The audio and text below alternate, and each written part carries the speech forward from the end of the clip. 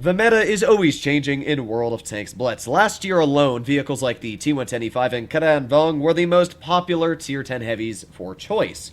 Nowadays in pub games, you find vehicles like the 60TP, M6O, and the IS-7, which is a lot more preferable than the IS-4 for a lot of players. It didn't used to be like that.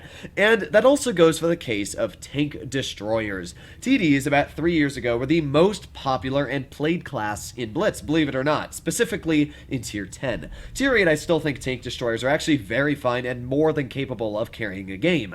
But when you make your way up to Tier 10, especially after the heavy tank hit point buff, it has really put a toll on the tank destroyers. In fact, there's only one tank destroyer that performs about the same as the top performing heavies in Blitz, and that would be the T110E3 at a 54.3%. All the other tank destroyers are not even doing close to the top performing heavies. If we just go to add a tank, we go over to heavies.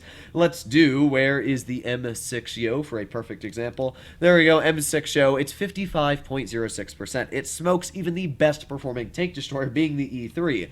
But thankfully, the E3 does have some capabilities that make it perform very similar. You can see just alone the survival rating at 41% is way, way higher than the rest of the tank destroyers. Even the 268 is 5% less. So what makes the E3 such a strong tank destroyer compared to the rest, and why are we going to be talking about it specifically in today's video? Well, the whole reason why this tank is so strong is down to the fact of it literally being strong. Frontally, the armor profile on this vehicle is pretty impervious. If we just pull up Google here and we go over to Armor Inspector to pull up the T110E3, I like how I just have it set to a hotkey, but yeah, so if we go over to the USA, T110E3, this is a cron aiming at an E3. I mean, look at that lower plate. Even with calibrated on and using heat, this vehicle is nearly impervious on the upper superstructure, even using it hull down. I mean, this is one chonker of a tank. There are some spots you can penetrate, like on the cupola here. There are some weak spots, but as many of you have aimed at it, it's a little bit trickier than it says on Armor Inspector to cut through that. It's a really tough tank, and if you're not shooting premium ammo, this lower plate becomes very troll. The E3 is just a chonker of a tank destroyer. It carries a very strong gun with 2,754 base DPM, and that's if you're running calibrated. If you are not a madman like me and you're running gun rammer, you can get up to 3,000 DPM. It's got good aiming time at 4 seconds, and it's got pretty good on-movement dispersion, so it doesn't disperse much when you're turning it. Its hit point pool is a little bit lower, but 1900 is enough that you'll take a couple shells here and there. But yeah, there are issues still with the E3. The biggest issue is the track wheel. If any of you have ever penned this tank, really all you gotta do is shoot right here. If it overangles even slightly, it's an instant pen on that track wheel. Not only does it stop the vehicle from moving because it does break the very weak tracks, but as well, it penetrates the vehicle, damaging it in the process. So when you use an E3, it's usually best that you just don't angle it. That's at least what I've learned from my personal experience. So what does the enemy team have? They got a 60TP, AMX-50B, and a Kranvong. Speaking of the Kran. Now the 60TP is the one that I'm going to be a little bit worried about, because 3 shells from that vehicle are going to kill me. If it's running tungsten, it's literally just 3 shots and I'm dead. Thankfully, we're going to put on our speed boost here, one of the things that has made this tank incredibly strong. I mean, the E3 has always been a slow vehicle. It got buffed on its mobility way back, and it still wasn't really enough. So they buffed it again, giving it speed boost, and now it's actually able to get up to 40 kilometers per hour. I mean, that is not bad. So let's see what we can do. I'm hoping that maybe we're going to get a nice snap into somebody up here. I mean, we go 35 base, so we're not a very fast tank. We go probably around the same as the 60 TP overall, but yeah, definitely nothing insane. So we're going to see if we can get some shells out here. We got the Kranvong, we got the 60 TP. I did watch a shell come out of that vehicle, so we're going to see if we can get a nice tap out, and boom, there he goes, 679 into that guy. And let's start backing up. I do not want to be hit by that Jägerpanzeru, so yeah, we're going to make sure that we are not in his line of sight. Now, there are a lot of heavies over here. In fact, I'm going to be a little careful. I know that Yag is waiting for me, so I'm just going to chill. We're going to wait over here, see if the enemy makes the mistake. But yeah, for now, I'm not going to poke it. I know what happens if I poke. It's a terrible idea. So how are you guys doing today? I'm just chilling here with my E3. There's the Ago. Actually, he's not even looking at me. Perfect, and he just fired, which means all we got to do is boom. Beautiful shot to the side of his vehicle for 743. And because we have a lesser alpha, well, I was going to say because we have a lesser alpha, I was going to out-reload him, but that's not really the case anymore. But you know what? I'm still going to go for it. Even if he pens me, I just want to make sure that his vehicle is no longer in the battlefield. And look at that. We still got the shell out.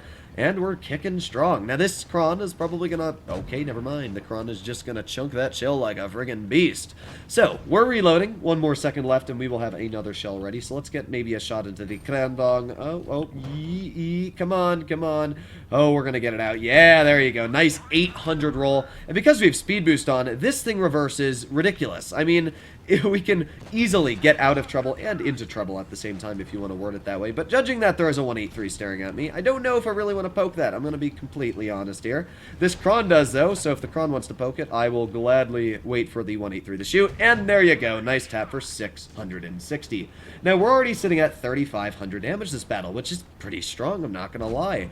We do have some deadly tanks, like the enemy AMX-50B off to the side. I mean, even though we didn't really have a shot on him, that kind of sucks. But we still got vehicles like the 60 TP over here, so let's see if we can get a shell into this guy, and, ooh, he did get a very, very nice tap into me, but hopefully, oh yeah, there you go, nice tap into the Krandong. Unfortunately, we might end up, nope, no we are not gonna die. I'm very, very surprised we did not actually die there, because, I mean, you could clearly see the situation we were kind of stuck in.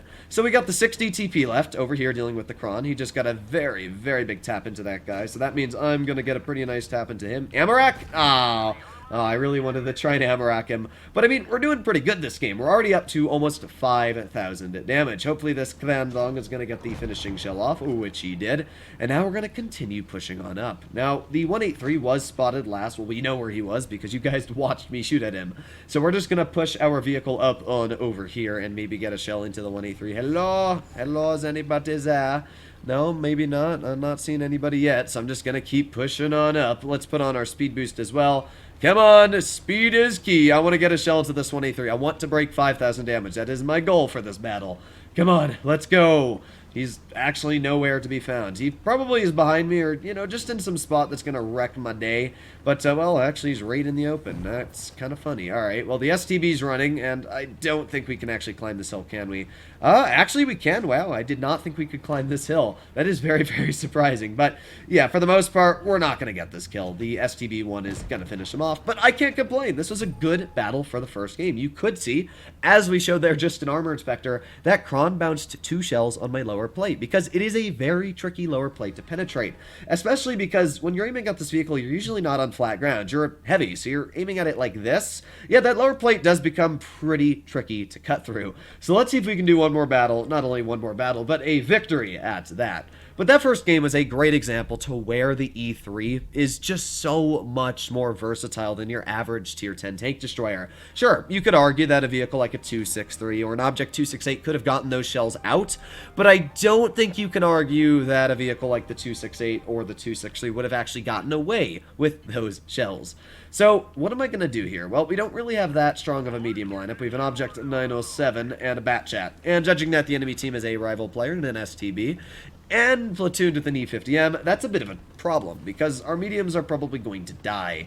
I'm not too happy about that. Thankfully, they also have a lot of heavies. They got an Object 260, IS-4, E100, and I guess you could also classify a Yagarapanzaru as a heavy tank. So we're going to speed into position and see if we can get some nice shells out. Come on, let's go. Now, the nice thing about this actual little ramp here is that it does give you a bit of gun depression, which is nice. We're going to actually aim it on this 260.